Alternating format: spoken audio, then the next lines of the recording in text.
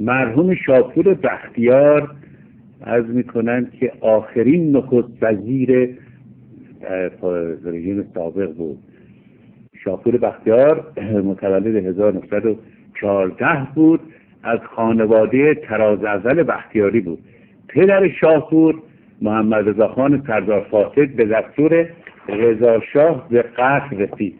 در واقع در فرایند مرد زدایی و رجل زدایی در روزگار رضا شاه در یک محاکمه عرض کنند که چند از بزرگان بختیاری تیرباران کردند. محمد رضا خان بختیاری مشهور صرافاته پدر شاپور بختیاری که از اونها بود، محمد جواد خان اسفندیاری رو کشتن. در اون جریان محمد جواد خان اسفندیاری، علی مراد خان چارلنگ، آقا گودرز احمد خسروی رو کشتن، ترتیب خان بویر احمدی، شکرالله خان بویر احمدی، حسین خان دروشیری قشقایی، امام قلی خان محمد ثانی، اینا کسانی بودند که به دستور رضا شاه کشته شدند در فرایند رجل زدایی در ایران. باری مادری از طرف مادری شاپور بختیار به نجف قلی خان سنسام سلطنه میرسد. سنسام سلطنه همونطور مطلع هستید برادر سردار اسد در 2 دوره نخست وزیر ایران بود. باری شاپور بختیار از ایران عرض کنند که به لبنان رفته است، در اونجا برای تحصیل و بعد به فرانسه و بعد از تیرباران پدرش به ایران آمده. یک 2 سالی هم در ایران بوده، باز برگشته به فرانسه، در اونجا تحصیل کرد. در سوربن تز مرحوم دکتر شاپور بختیار در ارتباط دین و دولت بوده، دین و دولت. و بعد و وقتی به ایران برگشت این مرد بزرگ در واقع چند شغلی گرفت و بعد در کابینه مرحوم دکتر مصدق معاونت وزارت کار داشت و بعد کودتا شد. این کودتا منحوس‌ترین واقعه از نظر بنده مختص خدمت شما، همه مفاسد و بیچارگی ها از اینجا شده شد. در این انقلاب هم حاصل همون است. به بختیار پیشنهاد کار دادن و این ننگ رو البته قبول نمی کرد و این مرد دانای شجاع وطن دوست بزرگوار به مدت 6 سال در زندانهای ساواک عمر طی می‌کرد. در واقع روزگار غریبی بود، نازنین به قول احمد شاملو. مردانی مثل بختیار واسه میرن زندان، آدمای مثل عبیدار رو می‌بردن به نخست وزیر می‌کرد. باری مطلع هستید که چه شد. بعد هم انقلاب شد، یک نامه مشهوری به امضای دکتر شاپور بختیار مرحوم و کریم سنجابی و فروهر نوشته شد که آقای اعلیحضرت هر بیشترد که شما قانون رو رعایت کنید، انتخابات آزاد اعلام کنین، مملکت از دست رفته. و این نامه خیلی خیلی مشهور است. حالا که در کتاب خودش نوشته است که اگر اینها نوکر خارجی نداشتن چه جرأتی داشتن به اعلیحضرت همایون این نامه بنویسن بگن قانون رو رعایت کن. ببینید بعضی همه خوابن، نه چیزی یاد گرفتن نه چیزی فراموش کردن. و بعد هم همونطور که مطلع هستید شاپور بختیار قبول کرد نخست وزیری رو و از حزب اخراجش کردند و اینها. حالا حسادت بود، هر حزبی بود. این مرد این مسئولیت بزرگ رو قبول کرد به مدت 37-38 روز و اما کار از کار گذشته بود. این کشتی در واقع در هم شکسته ایران در حال غرق شدن بود. در واقع در حال غرق شدن بود. نه تنها شد دکتر بختیار نمیتوانست نجات بدهد این مملکت رو، خدا هم نمیتوانست، چون کار به جایی رسیده بود که منفجر شده بود دیگه. جای درست مثل اتوبوسی که به دره سرازیر شده بود، در آخرین لحظه که 2 تا چرخش به دره سرازیر شده، 2 چرخش داره میاد، رول به دست میگه آقا بیا نجات بده ما رو، بیا میسر نبود چنین چیزی. و بعد این بزرگوار به وجهی که مطلع هستید به فرانسه آمد و همواره این قتل مرحوم شاپور بختیار برای من یک مسئله است. چگونه میسر است در اون ساختمان با اون محافظین و فرزندش گیر که گویا صاحب منصب پلیس هم بوده، اینها بنشینن چند چاقوکش رژیم بیان این خان ساده دل رو، چون مرد ساده‌ای هم بود در این حال و این خاصیت ایلیاتی او بود، بیان و سر او رو ببرن و بکشن و بروند و بعد از نمیدونم چندین ساعت طول کشیده، چند روز نمیدونم که 2 روز طول کشید که ببینن آقا نرد که سر بزنه ببینه آقا این آقای نخست وزیر کاری داره که سرش بریدن، قطع کردن، رگاشو زدن. اینها قاتلش هم مدتی پیش یادتون هست رها کردن از زندان فرانسه، رفت یه گلی هم به گردنش انداخته بودن و اینها.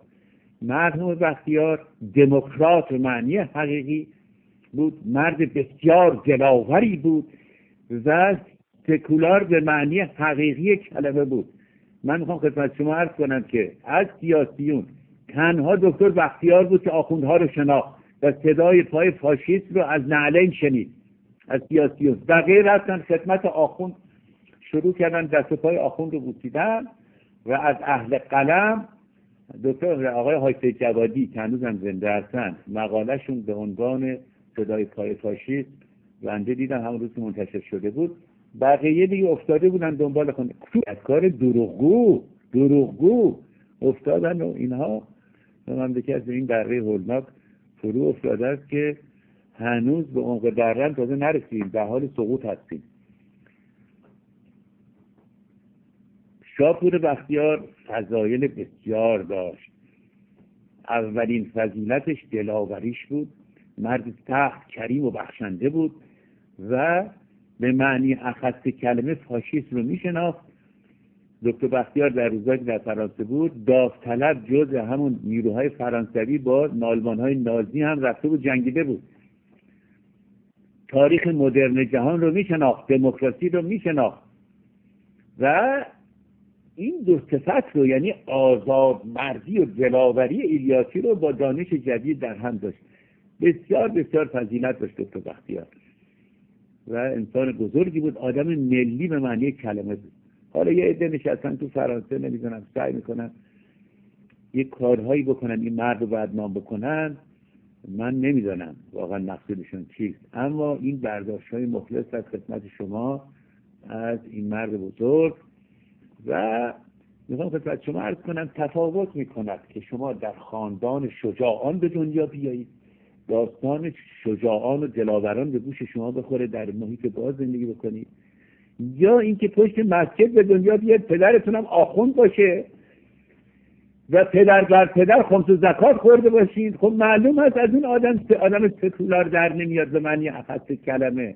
شما می‌فرمایید خربزه اسلامش هم میخواد یک جوری خربزه رو با اسلام، میدونید آقا فیزیک اتمی دنبال اسلامش نمیشود آقا از این قفس فرار کرد، چون با شیر اندرون شده و با جان به در رود. به معنی کلمه شاپور بختیار مرد آزاده‌ای بود، از جمله کسانی که میباید خیلی زودتر در واقع وارد سیاست مملکتی شدن و مسئولیت‌های بزرگ به عهده می‌گرفتن. اما یک مش آدم چاپلوس بی‌لیاقت و مدت 27 سال 26 سال آوردن، شخصیت‌های بزرگ و لایق رو کنار زدن. عقوبتش رو هم ما داریم می‌کشیم، همه ما فراریان، چه طرفدار اون رژیم باشیم چه نباشیم، چوب اون بی‌عرضگی‌های روزگار سابق رو داریم می‌خوریم و مردم داخل ایران. یک روز در میون می اومدن ساواکیا، آقای بختیار چمدون که برداریم بریم زندان. اون هویدا و اون ذهنیت و خودش هم بدبخت میگه من رئیس دفترم آقا، من رئیس دفتر اعلیحضرت هستم. آقای هویدا نخست وزیر مملکت. آمدن در فرانسه و آخوندها از اون میترسیدن، چون پایگاه داشت، پایگاه اجتماعی داشت، پایگاه سیاسی داشت. سخنانی که گفته بود درست، پیشبینی‌های درست بود در باب ماهیت رژیم فاشیستی آخوندی به درستی میشناخت. این است که آخونده از او ترسیدن و آدم خوش فرستادن اونجا و این مرد نیکندیش نگفت آقا اینا با من چیکار دارن، علاقل یک کسی رو صدا بزنه، یک اسلحه چیزی دم دستش، یک کسی رو بگه آقا بیاد بشین ببینیم آقایون چه میگن. اینها فریب دادن و داستان رو میدانید. و بعد در واقع میخوام عرض کنم که آخرین محصول درخشان جنبش مشروطه شاپور بختیار بود. اگر بگوییم که بزرگترین محصولش دکتر مصدق بوده، دکتر شاپور بختیار هم در همون رده قرار میگیره. حاصل این تجدد خواهی و جنبش مشروطه چند رجل مهم تو است، یکیشم شاپور بختیار.